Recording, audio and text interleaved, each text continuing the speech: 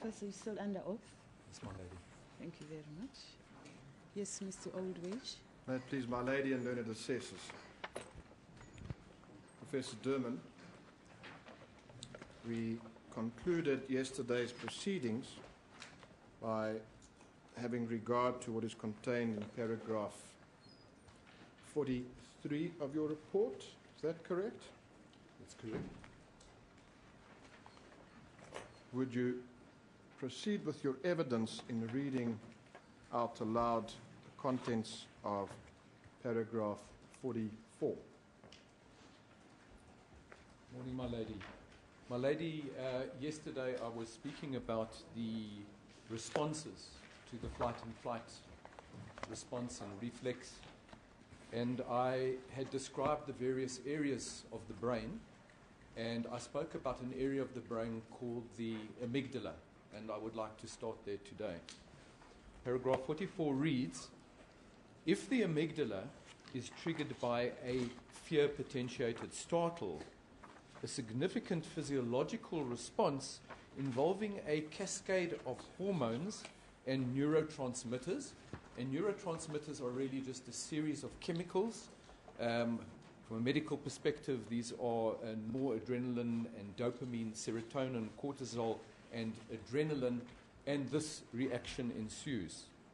This reaction causes the heart rate to increase, cardiac output to increase, the pupils dilate, blood flow shuts down to the gut and the kidneys, and is shifted to the working muscles, and fuels are then mobilized in the body to fuel rapid muscle activity. The ability to thermoregulate or sweating is facilitated, and the hair cells all over the body are erect, and clotting factors are primed in the eventuality of any bleeding. This primitive response to fear therefore primes the body for three eventualities that have been recognized in science, and those three eventualities are freeze, flight, or fight. Professor, during the evidence of our client, more particularly during cross-examination, certain statements were put to him with reference to his reaction on the morning of 14 February 2013. My lady, I am going to refer to the record of the proceedings. It's indeed the formal court record at page 1765. It's against lines 5 to 8. Professor, if you would kindly pay attention to the following caption in the record of the proceedings, whereafter I'm going to ask you whether you have any comment with reference to what is contained in this caption. And I quote, "You see, my problem is the following. You said you were vulnerable. You felt vulnerable. Am I right?" And the response by our client was, "That is correct, my lady." It goes further. "But you approached the danger. That does not," and there's a pause, "the two does not make sense." Unquote. Now, particularly with reference to this caption, that there is a vulnerability, and despite the vulnerability being in existence at that particular time, our client approaches the danger. It may very well be that that is a perceived danger that applies at the time. The question that arises is what may appear to be an anomaly with reference to the existence of a vulnerability, there is nonetheless an approach to then approach that particular perceived danger. Do you understand what I'm putting to you? Yes, I do. Do you have any comment insofar as what appears to be an anomaly is concerned? Well, in my opinion, the approach after a startle of that nature is consistent with the flight and fright reflex, in that there is a approach towards the danger. As I pointed out yesterday, that there are many examples of this, and the example that I gave is of the mother that approached a very dangerous or ferocious animal in an attempt to protect someone. Perhaps what is more evident from the caption that I've put to you is the existence of a particular vulnerability on the part of our client at this point in time, and despite the vulnerability, this danger or perceived danger is approached. Is there a connection between the two? The existence of a vulnerability, yet despite that, an approach being made towards perceived danger. Yes, sir, that is correct. So there is a vulnerability, and despite that vulnerability, there has been an approach towards the danger which is consistent with this reflex that I'm speaking of. Very well. A further caption I refer you to is at page 1862 of the record. My lady, that's against lines 5 to 7.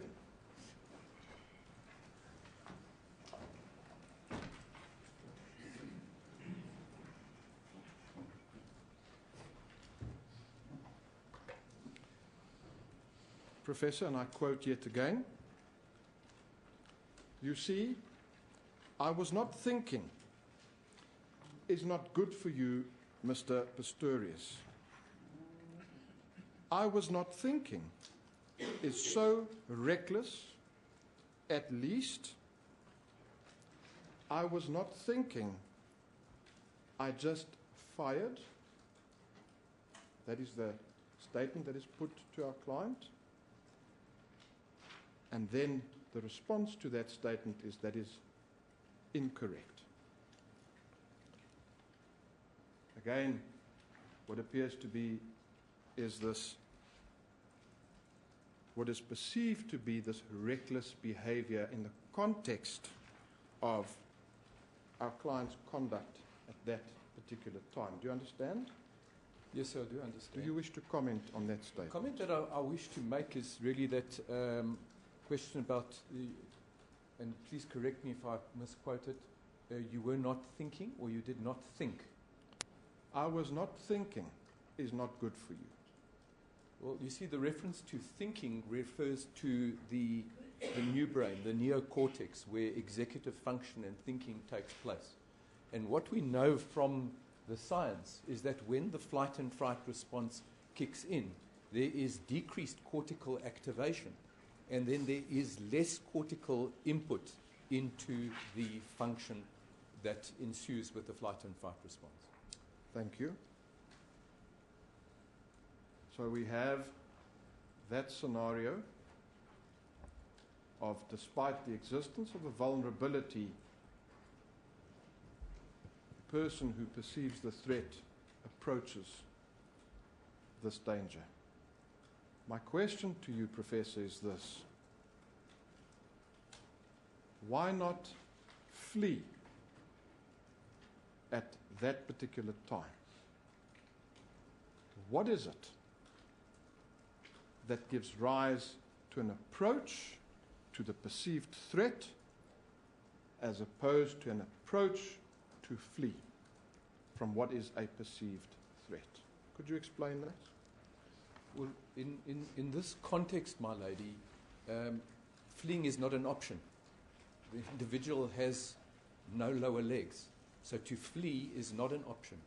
And if one finds oneself without the ability to flee, the other option is to fight. So to approach the danger in this is a understandable physiological phenomenon. Very well. Would you care to then deal with the contents of paragraph 45?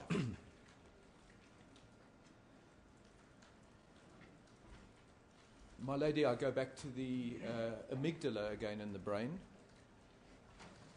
With reference to paragraph 45, amygdala function is altered in individuals who present with anxiety. There is heightened activity in the structure with increased concentrations of the stress-induced neurotransmitters and an accompanying decrease in blood flow and function to the prefrontal cortex or the thinking brain. Furthermore, my lady, I think it is relevant that I do want to make a comment about the role of one's genes and genetics in the amygdala and the flight and flight response and how it ensues. And overnight, I was sent an article by a psychologist, and this is from Harvard University, and I would like to refer to this particular article. My lady, I have indeed obtained copies of the article being referred to by Professor Derman. I've taken the liberty of marking it ZZ3. With your leave, might I hand up these copies? Thank you.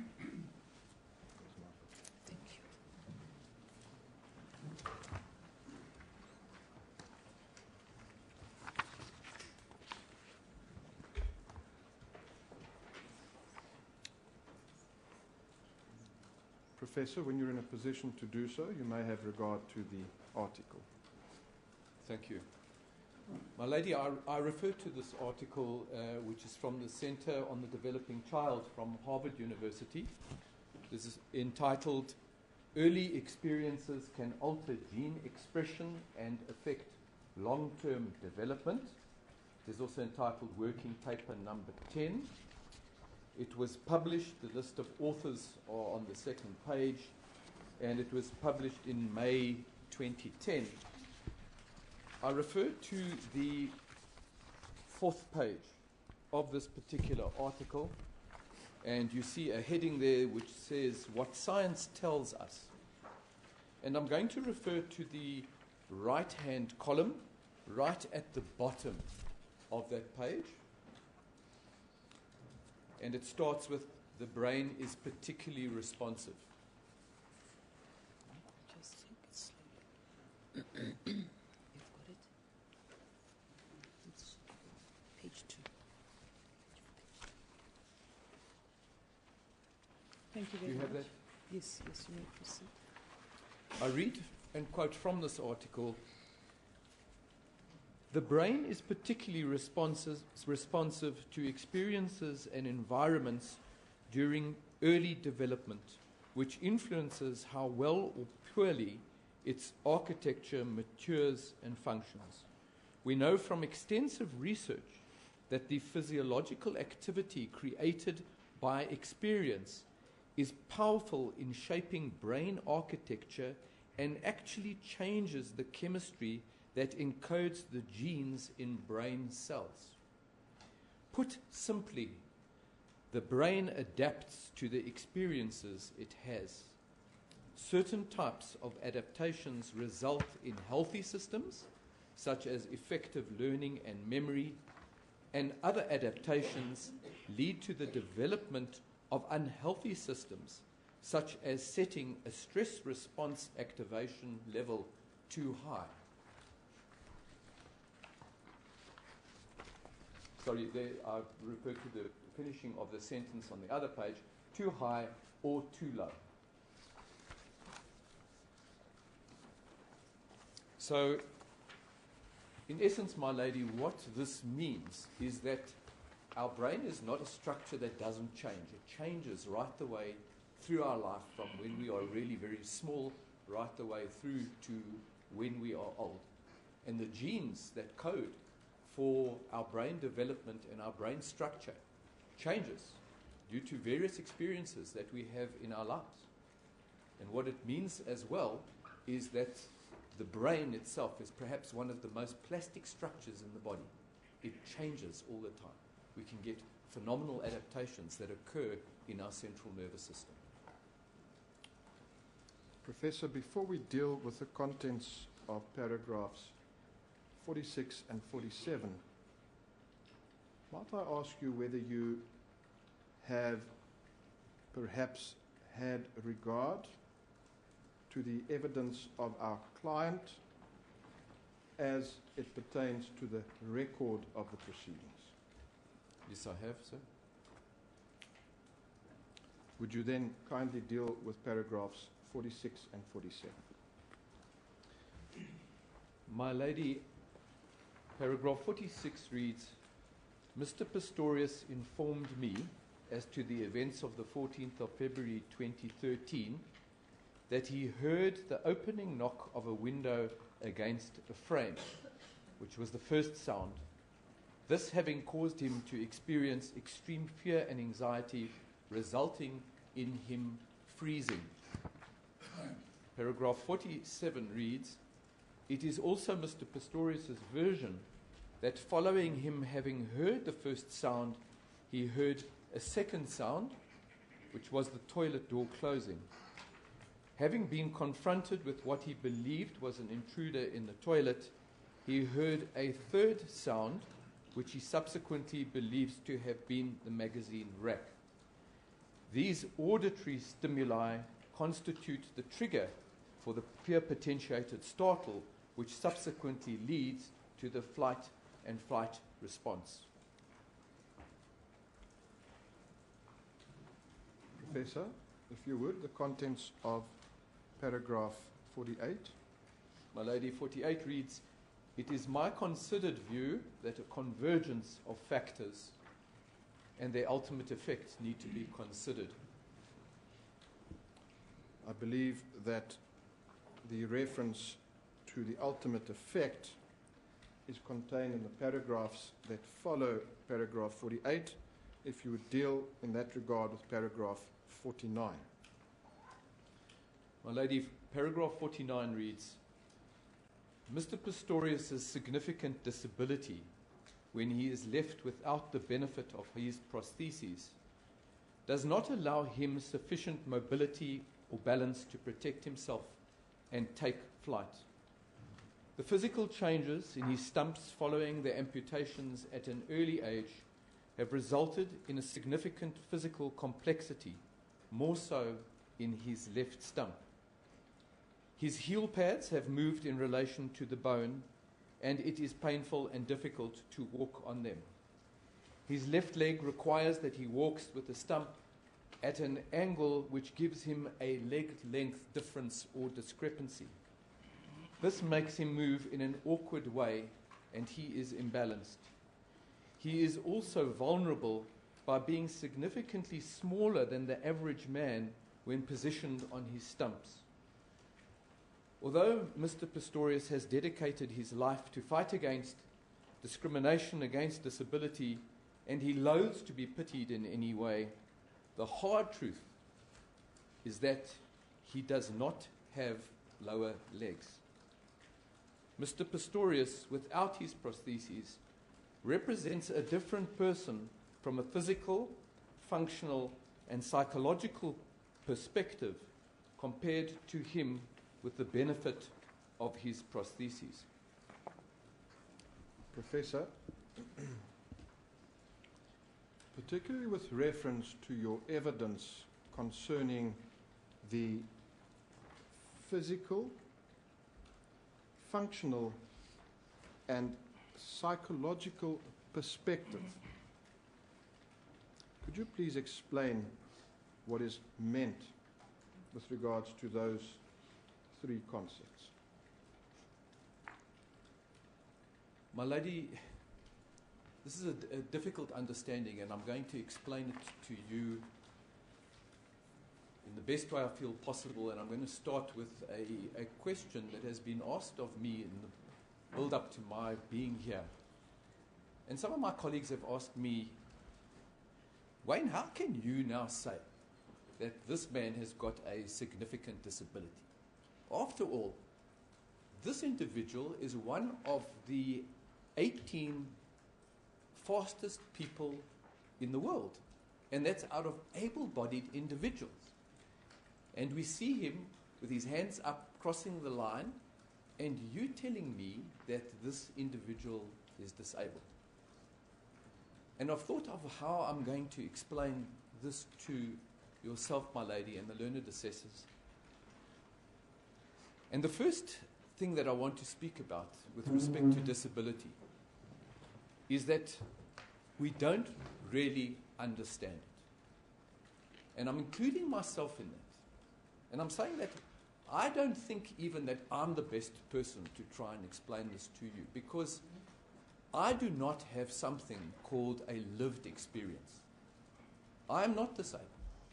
I don't have a lived experience of disability. And in order to truly understand it, you need a lived experience of disability. But I've been studying this. I've been studying this for 6 years now.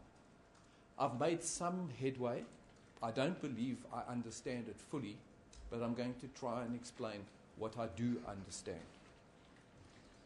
So on the one end, we've got an individual who in able-body competition constitutes one of the 15th or 18th fastest people in the world, and is 1.84 meters tall and is pictured with arms out crossing a finishing line. On the other hand of the spectrum, we see an individual who is significantly disabled. He does not have lower legs. He has stumps. And he has stumps which are problematic at that. And he is 1.5 meters tall. So you've got a paradox. You've got a paradox of an individual who is supremely able, and you've got an individual who is significantly disabled. And that template of him with his arms out, crossing the finishing line and competing in able-bodied competition represents his triumph over his disability. And that template is what he holds up, to perform against each and every day. But the reality is there are times when he is here. And that difference in this template of the supremely abled individual and what we see here causes a, in my opinion, significant amount of stress and anxiety. So when I speak about the functioning from a physical, a mental and a psychological perspective, that's different each day on where one functions on the spectrum of disability and supreme ability. So that is really difficult to understand. What I really want to tell you is that here, when you are in the disabled sense, when you are without your stumps, without your prostheses, one also assumes that that is the only time that you are vulnerable. That doesn't impact on issues to do when you have got your prostheses on. My lady, that is not true. Disability impacts nearly every aspect of one's life. And I thought the best way of explaining this to you is to describe a survey that I have done. And I've surveyed a number of patients, and I have asked them a question. How does your disability affect you? And it affects one in various aspects of one's life. Communication and relationships, personal care, in the home generally, while sleeping, mobility, getting out and about, at work, hobbies and interests, keeping fit and healthy, at night, day sitting, sleeping, and holiday and travel. And these might sound quite mundane to us. Professor, I apologize for interrupting you. The documents that you are referring to, in fact, appear at pages 19, 20, and 21 of the report. Is that indeed correct? Yes, I beg your pardon, I should have referred to that.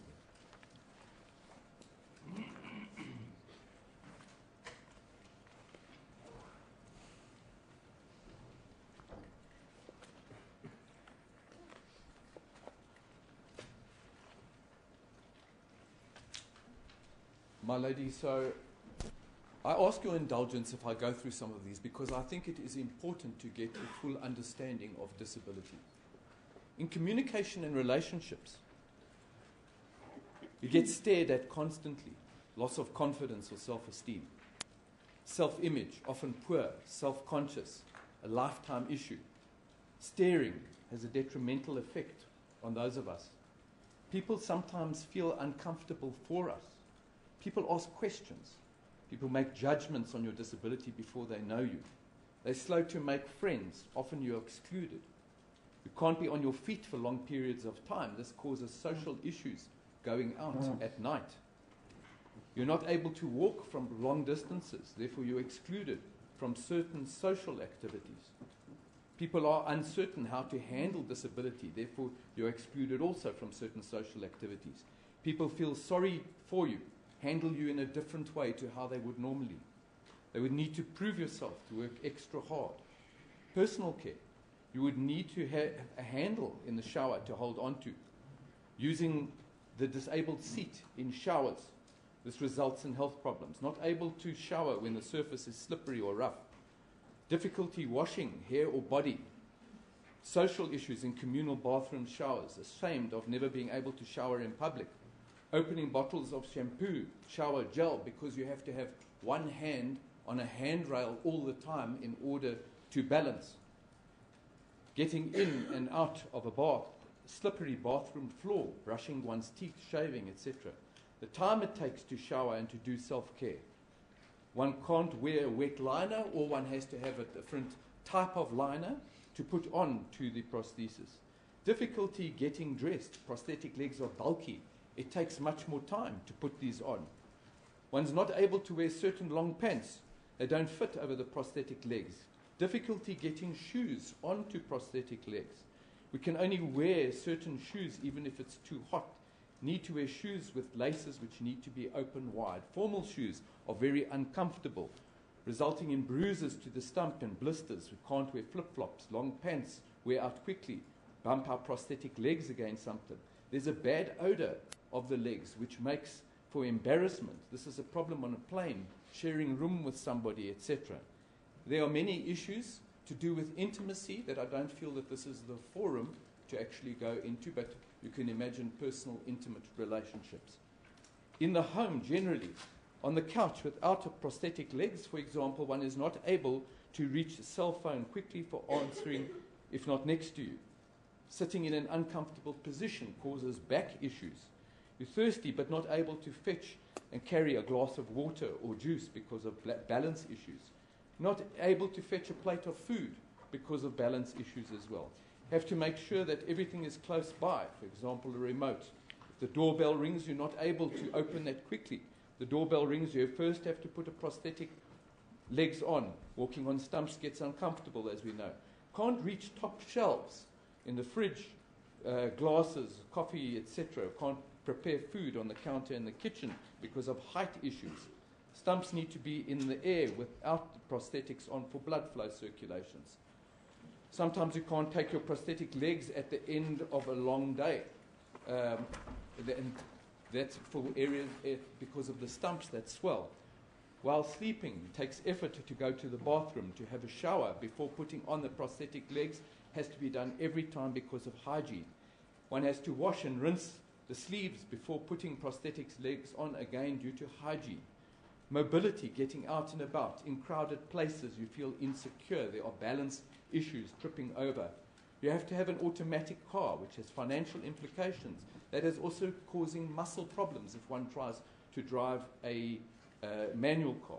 There are limited options for renting vehicles. One is not able to drive for long periods because there's chafing on the stump and swelling.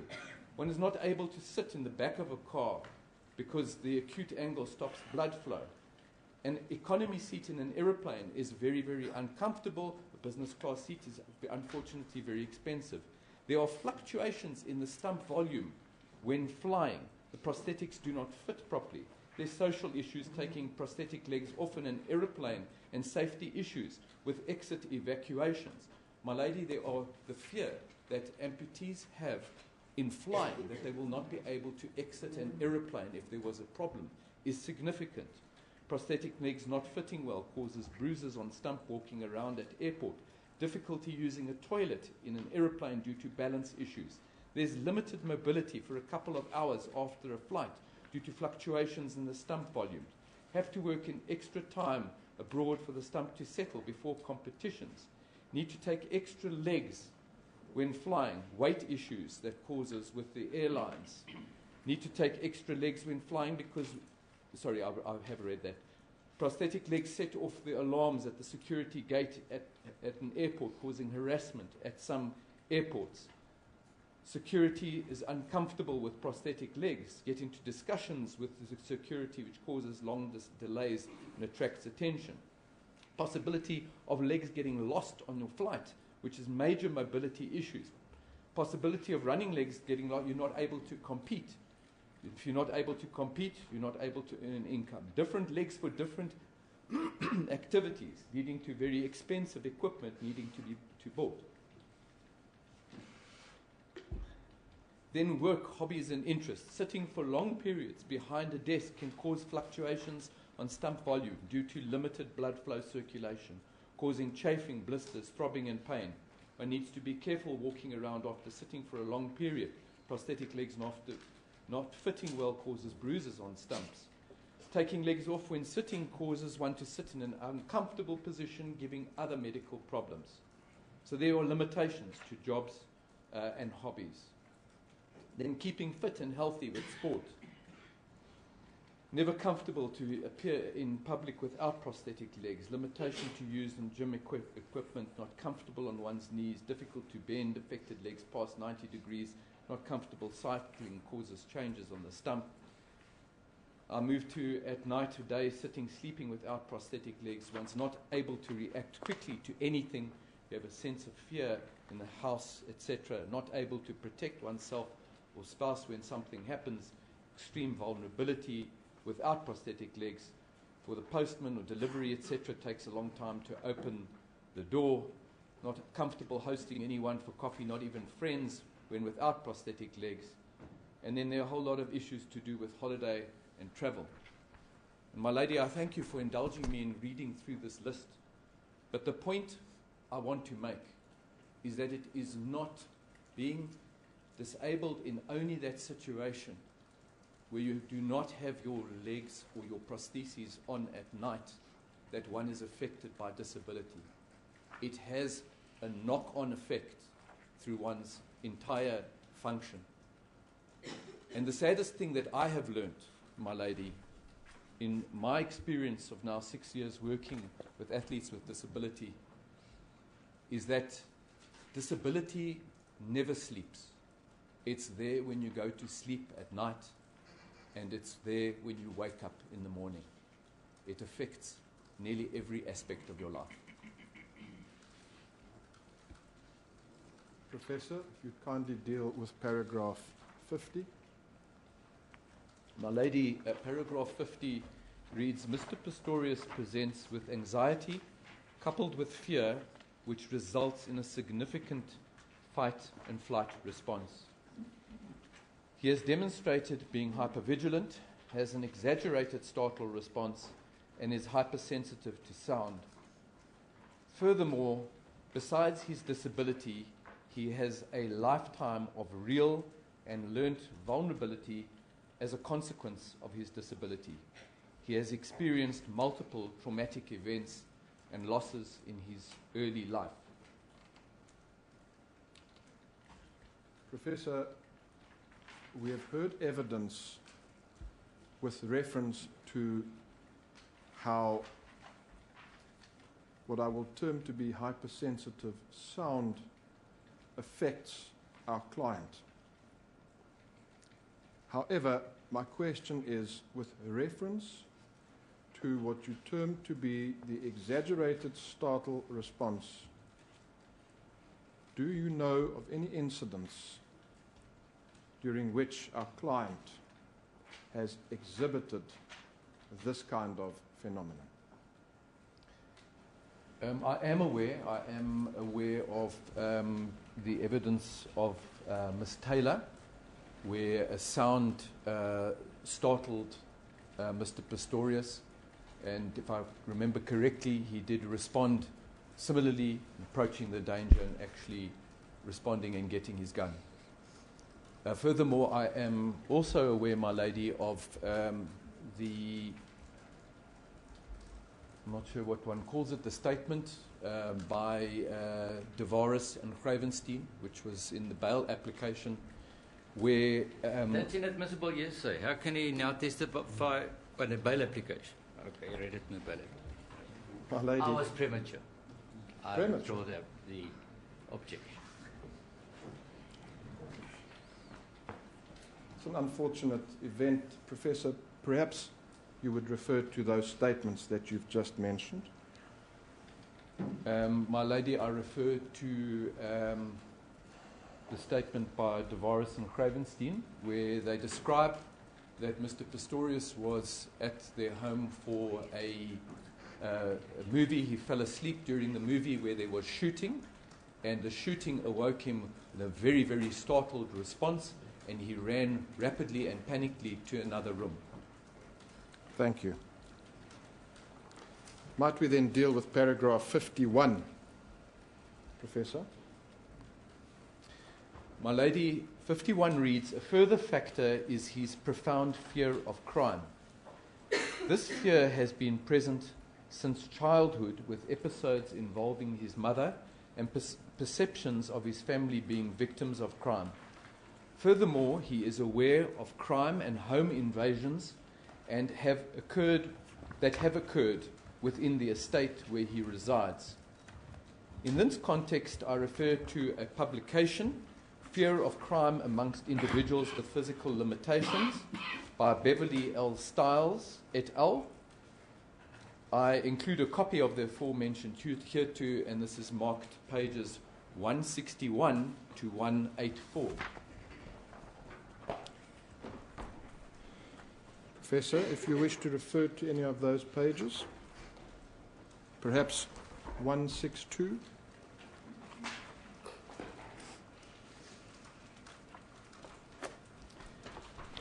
My lady, this article on page 162, I refer to the abstract of this particular article halfway through the abstract, which starts with although. And it reads, although much is known about the prevalence of fear of crime amongst populations who perceive themselves to be at a greater physical disadvantage, very little is known about the perceptions of individuals with physical disabilities, those who suffer from actual measurable physical limitations, such as the loss of one or more limbs or senses, as opposed to those who perceive themselves to be limited in the ability to protect themselves. Results indicate that impairment of ability has implications for fear of crime beyond the assessments of one's general health.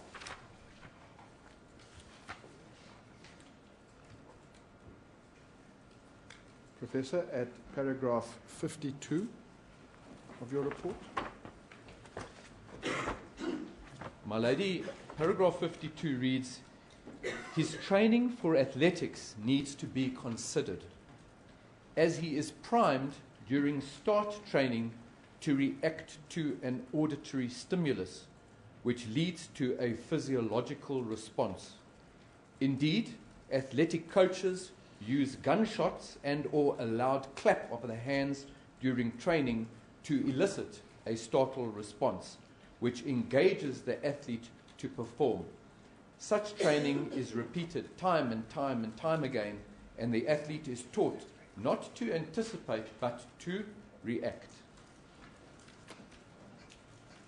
Professor, you make mention of start training in this paragraph.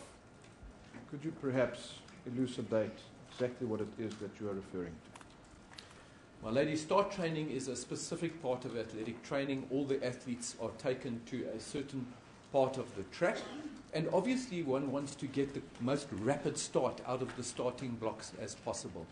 So the athletes are taken there and the coaches stand close by, and they time and time again set them off so they get into that crouched starting position that you are aware of, and then what happens is they wait for that gunshot, and they wait and they wait, and they're taught not to anticipate, because if you anticipate you get a false start. But the moment you hear a sound, you react to a sound. Whether that's a clap, it can be a clap, or it can be a gunshot, and then you have induced that response to move and react. Does what you've just described create conditioning in such a person with reference to my word conditioning? What I'm trying to establish from you, Professor, is whether this creates a situation where the person becomes accustomed to such an event. Is that your evidence? In other words, what gives rise to the reaction?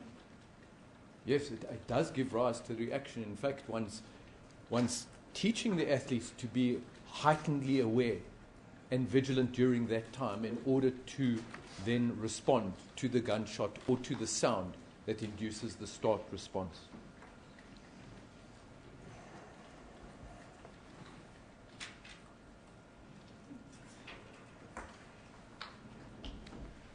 Could this be this conditioning that I refer to? Could it relate to the incident where a sound was heard by our client in the toilet, to which he responded? Can it find application to that set of facts? Well, the common denominator in both situations is a sound which triggers the startle response. That's all I can say about that. Very well. Professor, have you had regard to the report by Professor Scholz? My lady, I'm referring to exhibit QQQ. We will ask that you get handed a copy. I'm sorry, Mr. Aldwage. We will return to the report. I would like to discuss the startle response and the differences in dark and light. Very well. I thought we would return to that aspect, but you are welcome to do so at this point. My lady, paragraph 53 reads, "Furthermore, this incident occurred during the early hours of the morning and in a very dark setting, both of which factors potentiate the startle response. In this regard, I refer you to page 144 of the article by Grillen entitled Startle Reactivity and Anxiety Disorders, Aversive Conditioning Context in Neurobiology." This is an article that I have brought up before, and I would like to show you a very important graph on that in that article.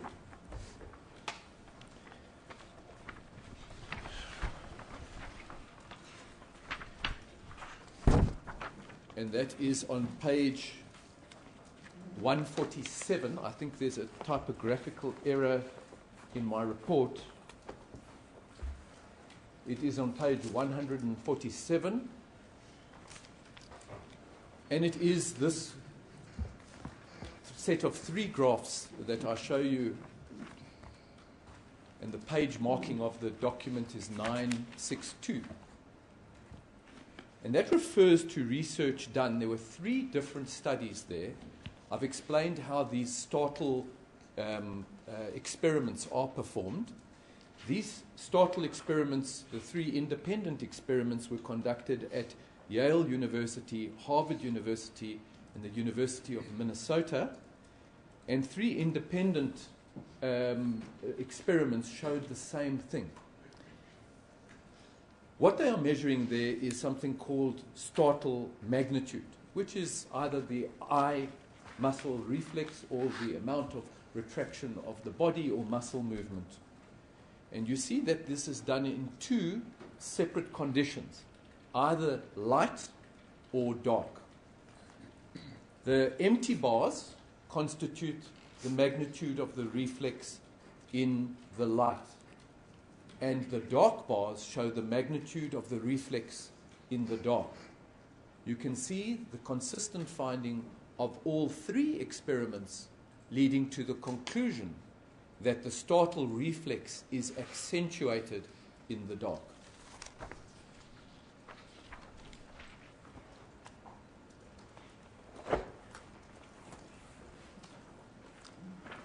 Professor, might I inquire from you whether you have Professor Scholz's report with you?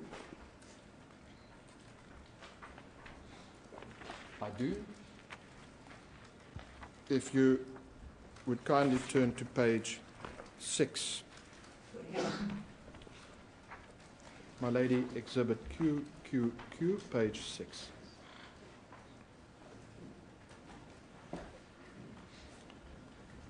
I'm going to quote from this report at various captions thereof, and I will ask you whether, in your professional opinion, you have any comment thereon. Might I proceed, my lady? Yes, please. Thank you.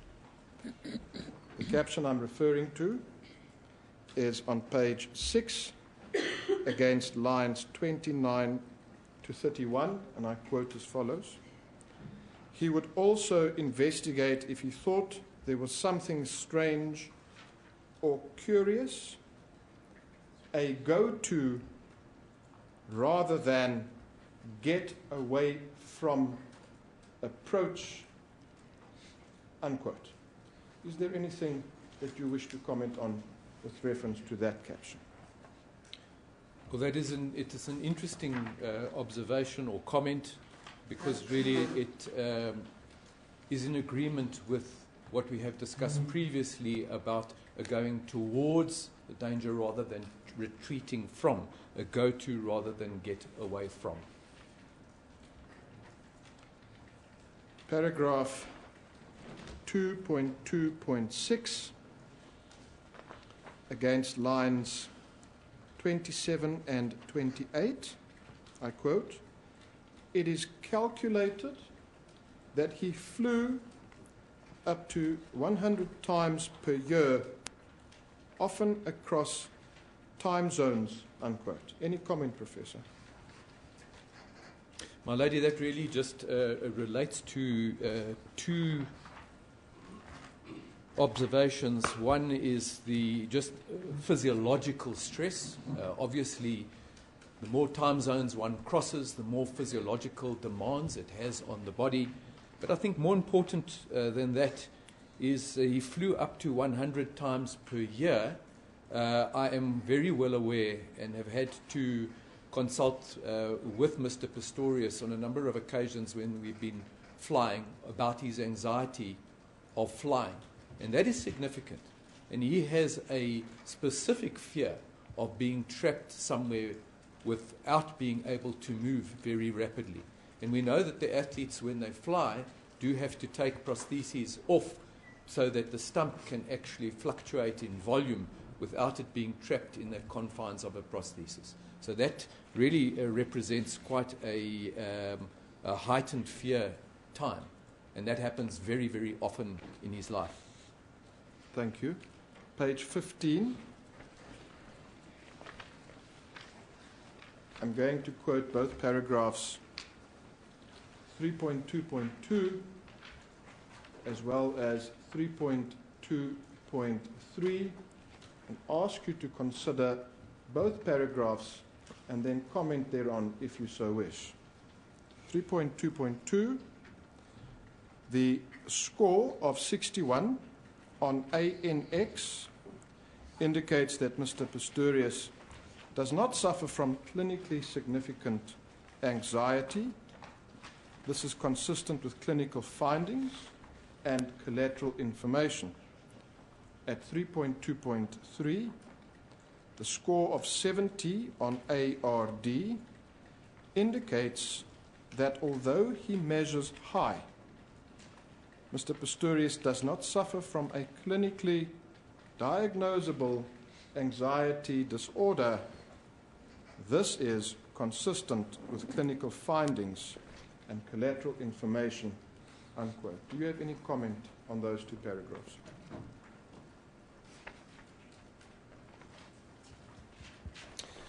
Comment I would make is just regarding that the markers here, a marker of anxiety, namely anxiety, ARD or anxiety-related disturbance, is at the borderline. So had that been not 70 but 71, it would have constituted a finding. However, it is 70, it is on the border. You asked me to review this panel. I would make a comment just about stress, the construct of stress in this test, STR, which is above the cutoff of 73, and this would really just back up my findings of the individual, and that is consistent with what I know this individual to be, have a high clinical stress. For the avoidance of doubt, Professor, is it correct that you are in fact now referring to the contents of paragraph 3.2.7, and I quote, the score of 73 on STR indicates that Mr. Pistorius suffers from clinically significant stress. This is consistent with clinical findings and collateral information, unquote. Is that correct? That is correct. Professor, if you would, page 17.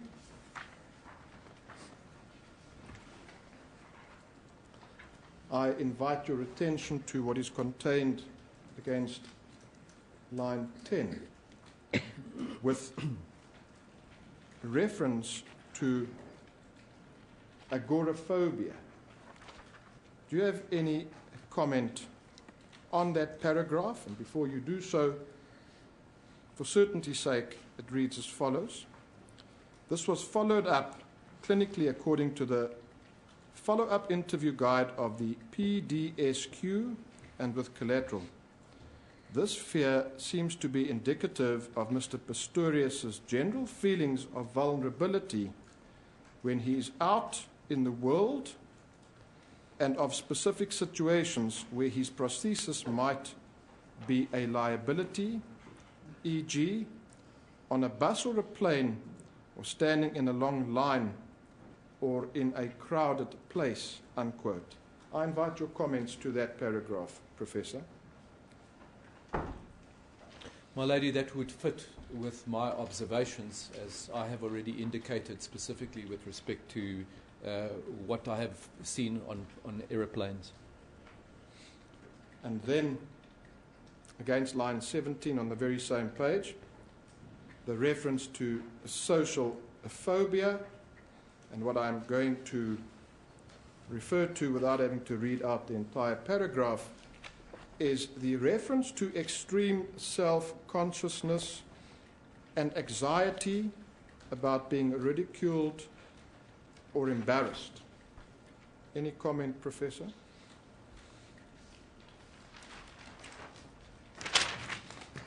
No, I would agree that that would fit in with my observations of the man.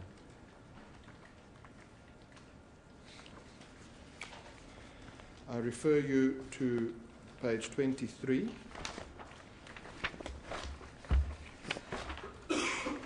particularly line 34, and I quote, "It is possible that a blueprint of mistrust, insecurity, and being unsafe was already laid down at that stage of his personality development because of a traumatic experience his pre-verbal brain could not process and make sense of," unquote. Any comments, Professor?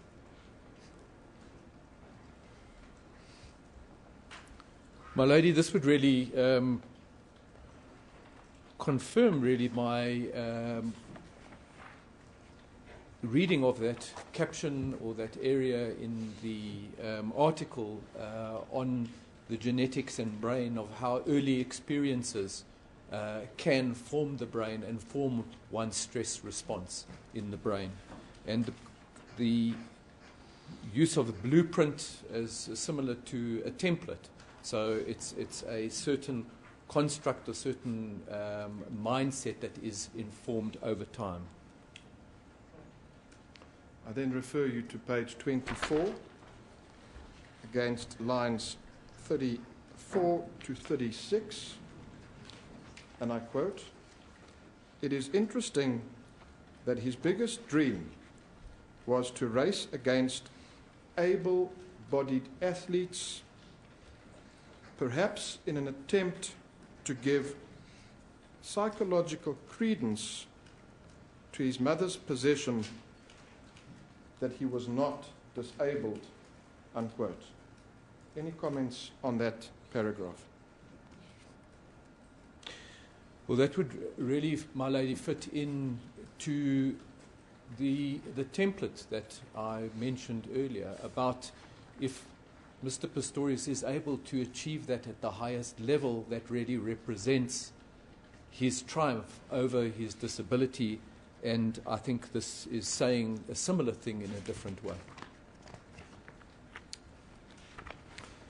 Professor, then at page 25, against lines 3 to 5, and I'm going to read this together with the contents of page 28, lines 22 to 33, and invite your comments.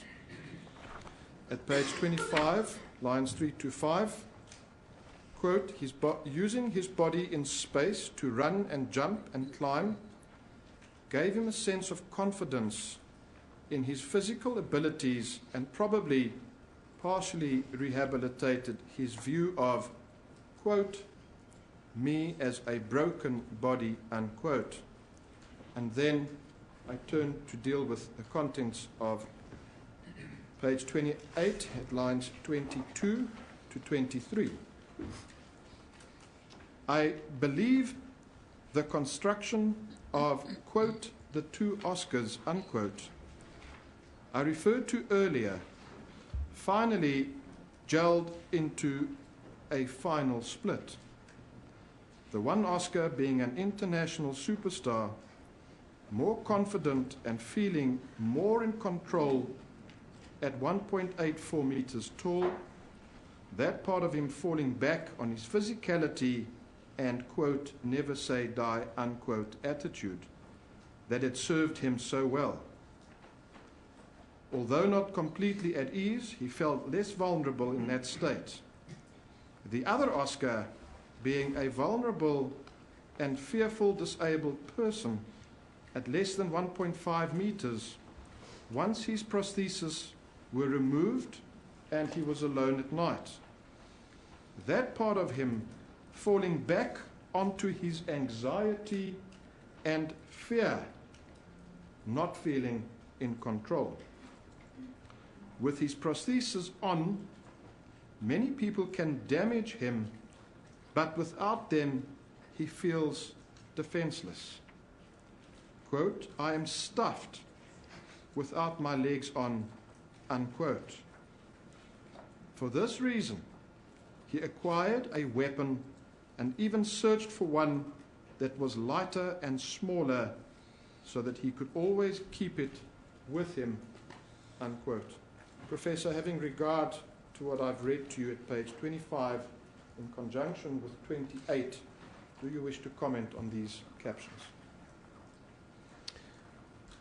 Well, generally speaking, my lady, this fits in with the observations that I have made and have put forward to you. We return to page 25, lines 18 to 22. I quote,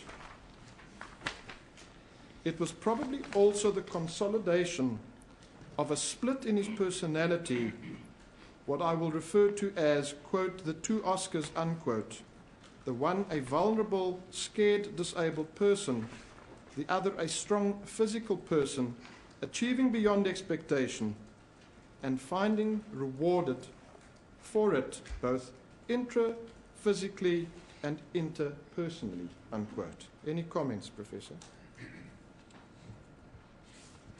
No, I would agree with that, and that is in accordance with what I have said.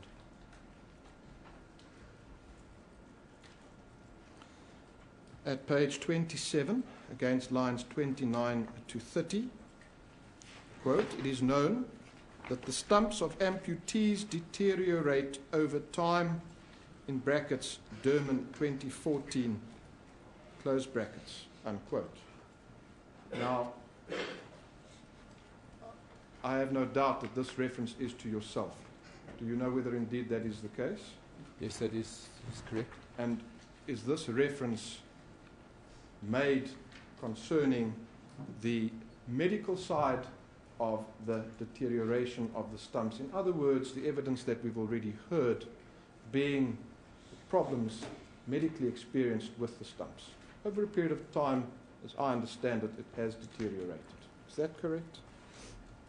Yes, indeed, my lady, that is correct. I remarked yesterday about longitudinal injury and illness surveillance. What we do know is that stumps don't just remain stumps, they deteriorate over time. Like all of our joints, we will get degeneration and osteoarthritis developing in our joints, particularly in somebody who has an amputation. That means that the gait is not normal through the rest of the body. We have deterioration, early deterioration of the stumps and also some of the other joints in the body as well. So that is what is referred to. Then finally, Professor, at page 30, I referred to the contents of paragraph 5.4, and I'm only going to quote certain captions from that paragraph. Quote, "There is evidence to indicate that Mr. Pistorius does have a history of feeling insecure and vulnerable, especially when he is without his prosthesis," unquote. Any comment? That accords and is in agreement with the testimony I've given. Further, a reaction to a threatening situation comprises more than flight or fight. An appraisal takes place instantly, whereby the individual assesses firstly the intensity of the threat and then his position to cope with the threat, unquote. Any comment? No. Finally, when Mr. Pistorius' appraisal of a situation is that he might be physically threatened, a fear response follows which might seem extraordinary when viewed from the perspective of an able-bodied person, but normal in the context of a disabled person with his history, unquote. Any comments, Professor? Really, that just relates to my evidence that I have given, and I agree with that comment. Before we return to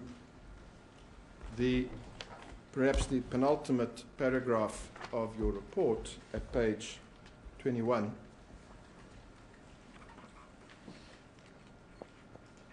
Professor, I'm instructed that during the evidence of a previous witness, Mr. Piet van Zyl, and during cross-examination specifically, it was put to Mr. van Zyl, and my lady, because I was not in attendance and did not have the benefit of hearing it, I'm going to rely on the record to be absolutely sure that what I put is indeed correct. I quote from page, what appears to be 2708, lines from line 23, and I believe it follows on the next page. There was an incident that I read about at the Olympics where Mr. Pistorius' roommate asked to be allocated a different room. Do you know about that? And it would appear further on that there was a reference to Mr. Pistorius having constantly been on his phone, arguing with people, and that the particular roommate in question, and I understand this to be a certain Mr. Arnu Fourie, objected and raised alarm and requested that he be isolated from our client. Do you know anything about this incident? My lady, I do know about this incident, but for the record, I just want to correct Mr. Oldwage. Mr. Oldwage, you said to me that this occurred at the Olympics. I wasn't there.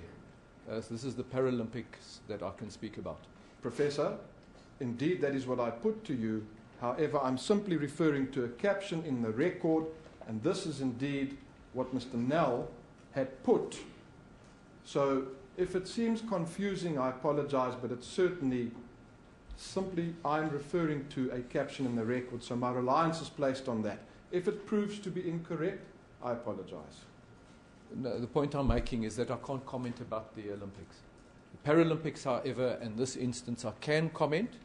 During the Paralympic Games, I think it was about 2 nights before the 100-meter final, Mr.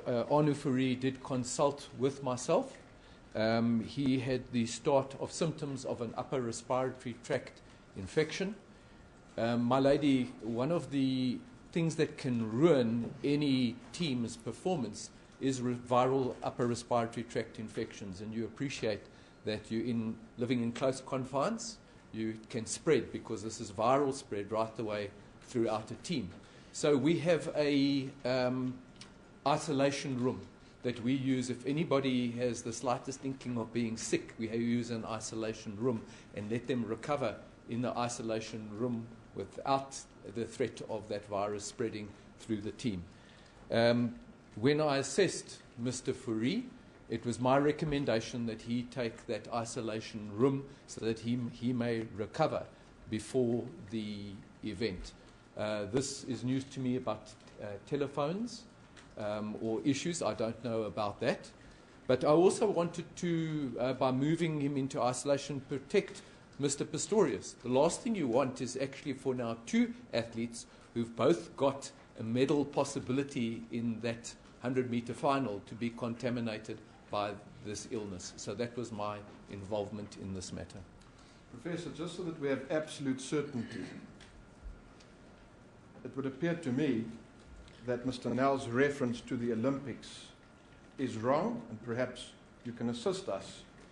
Mr. Arnu Fourie, is he an amputee? Is he disabled? Yes, sir. He's a single-leg amputee. And so it's not possible for him to have, well, let me reconsider that given my client's position. Did he at any stage participate in the Olympics? No. So the reference, therefore, should read Paralympics. Would you agree with that? Yes. Thank you. Professor, I'm going to ask that we return to your report.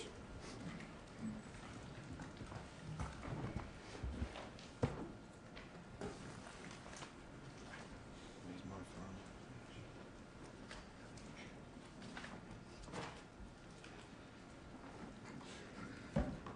And I refer you to paragraph 54 of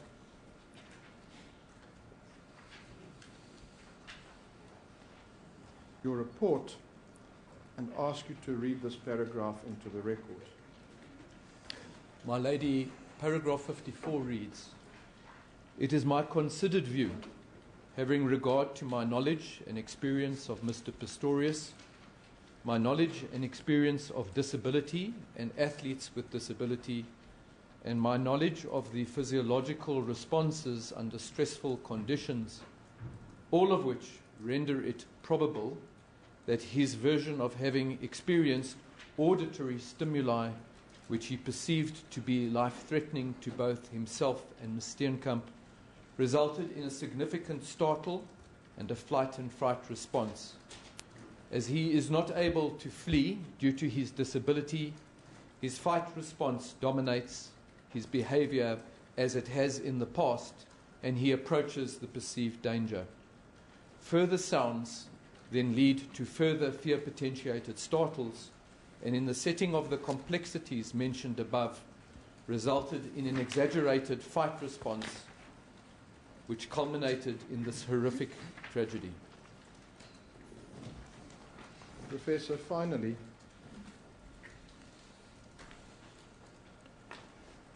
do you have any personal experience with persons afflicted with disability or impairment responding to threats or perceived threats? Yes, I do, my lady. Would you care to share those experiences with the court? Well, I really did indicate this indirectly yesterday, that I have been in a team setting with individuals with disability where there has been a significant threat in the form of a natural phenomenon or natural disaster, where I have seen very exaggerated flight and fright responses. Flight and fright responses that I haven't seen in able-bodied individuals who had exposure to those same situations. And any others apart from that? I've had my own personal experience with a number of other individuals who have similar limitations to Mr. Pistorius, where they have told me about similar exaggerated, startled responses, and their responses have been excessive in response to threats or perceived threats. Thank you. My lady, that may conclude the evidence in chief of Professor Derman. I will ask for an indulgence of 5 minutes to confer with those who instruct me.